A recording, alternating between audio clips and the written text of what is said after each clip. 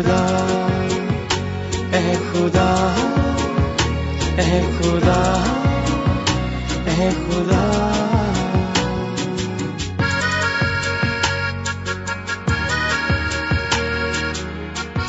خدا کی تلاش. آج ہمیں اپنے ارد گرد کوئی نہ کوئی ایسا شخص ضرور ملے گا جو خدا کے وجود سے انکاری ہے، یعنی ملحد ہے. ان کی ملحدانہ سوچ کے پیچھے کیا محرکات ہیں ہم نہیں جانتے، مگر ہم اتنا جانتے ہیں کہ شاید خدائے واحد کے بارے میں ان کا علم ناقص و کمزور ہے، جس کی وجہ سے وہ خدا کے وجود ہی سے انکاری ہو گئے. آپ کے لیے ہم نے پروگراموں کا ایک ایسا سلسلہ شروع کیا ہے جس کو سن کر آپ سچے، پاک، واحد آسمانی خدا کی خصوصیات کو جان کر ملحدانہ سوچ سے بچ سکتے ہیں. تو آئیے سنتے ہیں پروگرام خدا کی تلاش.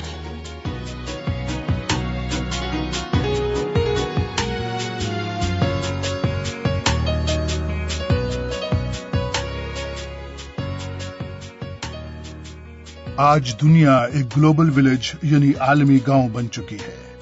کسی کے بارے میں جاننا اتنا آسان ہو گیا ہے کہ بس کلک کیجیے اور سب کچھ آپ کے سامنے. لیکن کسی کے بارے میں محض جاننا اور کسی کو شخصی یا ذاتی طور پر جاننے میں بہت فرق ہے. آپ کسی کھلاڑی، فلم ایکٹر، ایکٹریس یا ملک کے حکمران و بادشاہ کے بارے میں شاید اتنا کچھ جانتے ہوں کہ وہ خود یا اس کے خاندان کے لوگ بھی نہ جانتے ہوں، مگر آپ شخصی یا ذاتی طور پر اس سے کبھی ملے نہیں اور نہ کبھی اس سے ملنے کا تصور کر سکتے ہیں. خدا کے بارے میں بھی کچھ ایسا ہی ہے کہ بہت سے لوگ خالق کائنات کے بارے میں جانتے تو ہیں کہ دور کہیں آسمان پر اپنے جاہ جلال اور شان و شوکت والے تخت پر بیٹھا اپنی مخلوق کے ہر اچھے برے کام پر نظر رکھے ہوئے ہے کہ اگر کسی نے نیک کام کیا تو انعام و ثواب کھاتے میں ڈال دے اور برا کام کیا تو سزا کے لیے لائن میں لگا دے. ہاں، یہ سچ ہے کہ خدا کی آنکھیں اپنی ساری مخلوق پر لگی رہتی ہیں، خواہ کوئی نیک ہو یا بد. خداوند کی آنکھیں ہر جگہ ہیں اور نیکوں اور بدوں کی نگران ہیں. پاک الہامی کلام میں لکھا ہے، خداوند اپنی مقدس ہیکل میں ہے. خداوند کا تخت آسمان پر ہے. اس کی آنکھیں بنی آدم کو دیکھتی اور اس کی پلکیں ان کو جانچتی ہیں. خدا ہم سے شخصی طور پر تعلق و رشتہ جوڑنا چاہتا ہے تاکہ ہمارے ساتھ رفاقت رکھے. خدا نے انسان کو تخلیق ہی اس غرض سے کیا تھا کہ وہ اس کے ساتھ گناہ سے پاک مقدس ماحول میں رہے اور باتیں کرے. دنیا کی تخلیق کے وقت باغ عدن میں خدا آدم اور حوا سے باتیں کرتا تھا، مگر جب انہوں نے خدا کی نافرمانی کی تو اپنے گناہ آلودہ وجود کو پاک و راست باز خدا سے چھپایا. تب خدا نے آدم کو پکارا اور اس نے کہا کہ تو کہاں ہے؟ پاک خدا کی لازوال محبت دیکھیے کہ وہ جانتا تھا کہ آدم شیطان کے بہکاوے میں آ کر گناہ کا مرتکب ہو چکا ہے، مگر اس نے پھر بھی پکارا، تو کہاں ہے؟ خدا اپنی محبت سے مجبور ہو کر آج بھی ہم سے شخصی رفاقت رکھنے کے لیے پکار رہا ہے کہ اے میرے بندے، میں جانتا ہوں کہ تو نے میرے احکامات اور قوانین کی نافرمانی کی ہے، اسی لیے مجھ سے چھپتا پھرتا ہے. ہاں، تو گناہ میں گر چکا ہے اور ہلاکت کی سزا کا حقدار ہے، مگر میں نے تجھے پیدا کیا ہے. میں تجھ سے محبت رکھتا ہوں. تجھے چھپنے اور مجھ سے بھاگنے کی ضرورت نہیں. اپنے گناہوں سے توبہ کر، معافی و نجات پا اور پاک و راست باز بن کر میرے ساتھ شخصی رفاقت رکھ. خدا کے نیک اور ایماندار بندے ابراہیم نبی کو خدا کا دوست کہا جاتا ہے کیونکہ وہ راست باز تھا. خدا کے زندہ کلام میں لکھا ہے، اور یہ نوشتہ پورا ہوا کہ ابراہیم خدا پر ایمان لایا اور یہ اس کے لیے راست بازی گنا گیا اور خدا کا دوست کہلایا. خداوند خدا اپنے زندہ کلام میں کہتا ہے، پر تو اے اسرائیل میرے بندے، اے یعقوب جس کو میں نے پسند کیا، جو میرے دوست ابراہیم کی نسل سے ہے. خدا کا ایک اور نیک بندہ موسیٰ نبی اپنے خالق و مالک سے باتیں کرتا اور اسے نام سے پہچانتا تھا. خداوند نے موسیٰ سے کہا، میں یہ کام بھی جس کا تو نے ذکر کیا ہے کروں گا، کیونکہ تجھ پر میرے کرم کی نظر ہے اور میں تجھ کو بنام پہچانتا ہوں. اسی طرح دانیل نبی کے ساتھ بھی خدا باتیں کرتا تھا اور اسے بہت عزیز رکھتا تھا۔ دانیل اپنی خدا کے ساتھ شخصی قربت اور رفاقت بارے کہتا ہے، اور اس نے یعنی خدا کی طرف سے جبرائیل فرشتے نے مجھے سمجھایا اور مجھ سے باتیں کی اور کہا، اے دانیل، میں اب اس لیے آیا ہوں کہ تجھے دانش اور فہم بخشوں۔ تیری مناجات کے شروع ہی میں حکم صادر ہوا اور میں آیا ہوں کہ تجھے بتاؤں، کیونکہ تو بہت عزیز ہے، بس تو غور کر اور رویا کو سمجھ لے۔ ان کے علاوہ بھی بائبل مقدس میں خدا کے ایسے بہت سے نیک و وفادار بندوں کا ذکر ہے جن سے خدا شخصی طور پر باتیں کرتا تھا اور وہ خدا کے دوست تھے، جیسا کہ ایوب نبی۔ اوز کی سرزمین میں ایوب نام ایک شخص تھا۔ وہ شخص کامل اور راست باز تھا اور خدا سے ڈرتا اور بدی سے دور رہتا تھا۔ آپ نے دیکھا کہ خدا کے ساتھ دوستی اور قربت کا معیار کیا ہے؟ وہ کون لوگ ہیں جن کو خدا دوست و عزیز رکھتا ہے؟ یقیناً وہ جو پاک اور راست باز ہیں، خدا سے ڈرتے اور بدی سے دور رہتے ہیں۔ تابعداری اور راست بازی کا یہی معیار خدا نے قوموں کے لیے بھی رکھا۔ خدا کا اسرائیلی قوم کے ساتھ شخصی تعلق و رشتہ تھا اور اس نے انہیں حکم دیتے ہوئے کہا، میری آواز کے شنوا ہو اور میں تمہارا خدا ہوں گا اور تم میرے لوگ ہوگے، اور جس راہ کی میں تم کو ہدایت کروں اس پر چلو تاکہ تمہارا بھلا ہو۔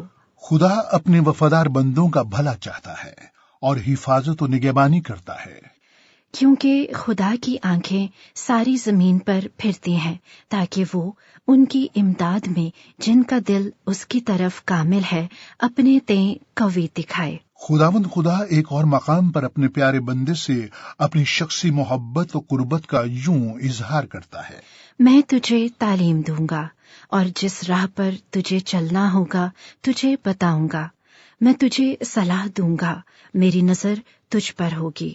اور جب ہمیں یہ احساس ہو جاتا ہے کہ خدا ہمارے ساتھ ہمارا دوست و محافظ ہے، تو پھر ہم بھی داؤد نبی کی طرح پورے ایمان سے خدا پر مکمل بھروسہ اور اعتقاد رکھ سکتے ہیں۔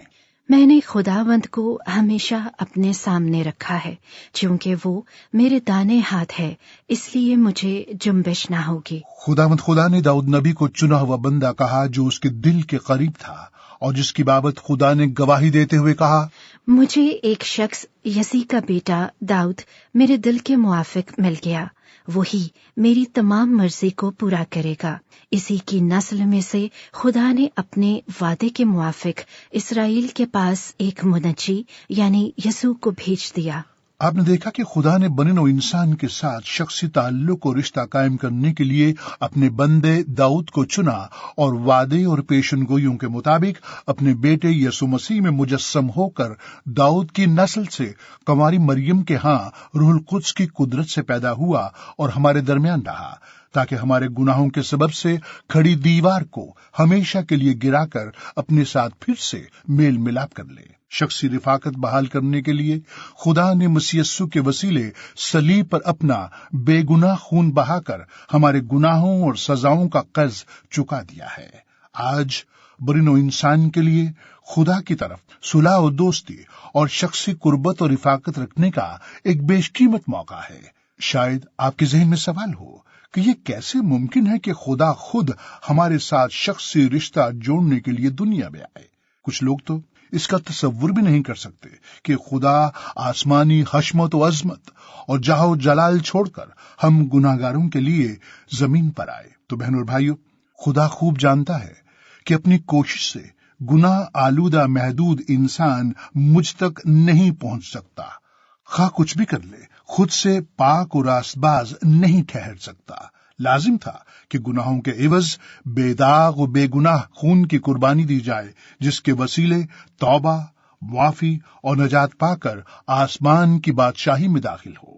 پولس رسول پاک الہامی کلام میں کہتا ہے، کیونکہ جب ایک شخص یعنی آدم کے گناہ کے سبب سے موت نے اس ایک ذریعے سے بادشاہی کی، تو جو لوگ فضل اور راست بازی کی بخشش افراد سے حاصل کرتے ہیں وہ ایک شخص یعنی یسوع مسیح کے وسیلے سے ہمیشہ کی زندگی میں ضرور ہی بادشاہی کریں گے۔ غرض جیسا ایک گناہ کے سبب سے وہ فیصلہ ہوا جس کا نتیجہ سب آدمیوں کی سزا کا حکم تھا، ویسا ہی راست بازی کے ایک کام کے وسیلے سے سب آدمیوں کو وہ نعمت ملی جس سے راست باز ٹھہر کر زندگی پائیں، کیونکہ جس طرح ایک ہی شخص یعنی آدم کی نافرمانی سے بہت سے لوگ گناہ گار ٹھہرے، اسی طرح ایک کی فرما برداری سے بہت سے لوگ راست باز ٹھہریں گے، اور بیچ میں شریعت موجود ہوئی تاکہ گناہ زیادہ ہو جائے، مگر جہاں گناہ زیادہ ہوا وہاں فضل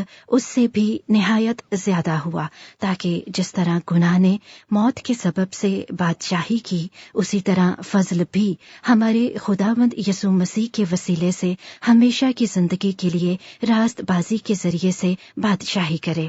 ہمیں اپنے خداوند خدا کی حمد و تمجید اور شکر کرنا چاہیے کہ اس نے ہم انسانوں کے لیے اپنے ساتھ صلح و رفاقت کا راستہ نکالا، ورنہ ہم سب اپنی بد کرداری کے سبب بھیڑوں کی مانند بھٹک کر نیست و نابود ہو چکے ہوتے۔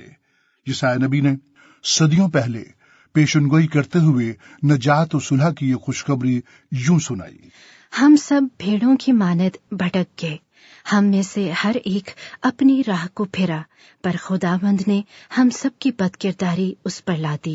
اور مسیح یسوع ہماری بد کرداری کندھوں پر لیے صلیب پر قربان ہو گئے، دفن ہوئے اور تیسرے دن مردوں میں سے جی اٹھے اور زندہ آسمان پر اٹھا لیے گئے، اور پھر ان کے چنے ہوئے شاگردوں نے زندہ ایمان سے سرشار ہو کر بڑی جرأت و وفاداری اور ایمان اور سچائی کے ساتھ نجات کی خوشخبری کو گھر گھر پہنچایا، اور دیکھتے ہی دیکھتے مسیحی ایمان کی روشنی ساری دنیا میں پھیل گئی۔ حالانکہ شاگردوں کا شمار اثر و رسوخ والے مالدار لوگوں میں نہیں تھا، اور نہ ہی وہ دینی علوم کے مذہبی اسکالر تھے، بلکہ وہ تو پیشے کے لحاظ سے مچھیرے عام سے انسان تھے۔ اس کا مطلب یہ ہوا کہ خدا جب اپنے کام کے لیے کسی کو چنتا ہے تو وہ اس کی عالمانہ صلاحیتوں پر نہیں، بلکہ وفاداری و تابعداری، حلیمی و فروتنی، ایمان و سچائی، عزم و ارادہ، خدمت و بھلائی اور ایثار و قربانی کو دیکھتا ہے۔ لالچ و ہوس، خود پسندی و خود غرضی، حسد و کینہ اور فخر و غرور خدا کو قطعی پسند نہیں۔ آئیے اپنے اندر جھانکیں اور پرکھیں کہ کیا خدا مجھے چن سکتا ہے؟ کیا خدا واقعی ایک محدود کمزور انسان کو اپنی خدمت کے لیے چنتا ہے؟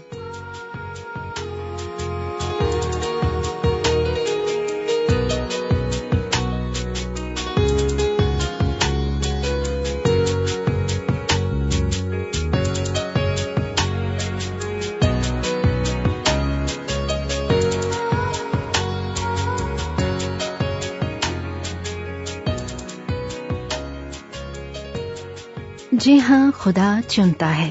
خدا کی یہی وہ خصوصیت ہے جس کا ہم اپنے اگلے پروگرام میں ذکر کریں گے، سننا مت بھولیے گا۔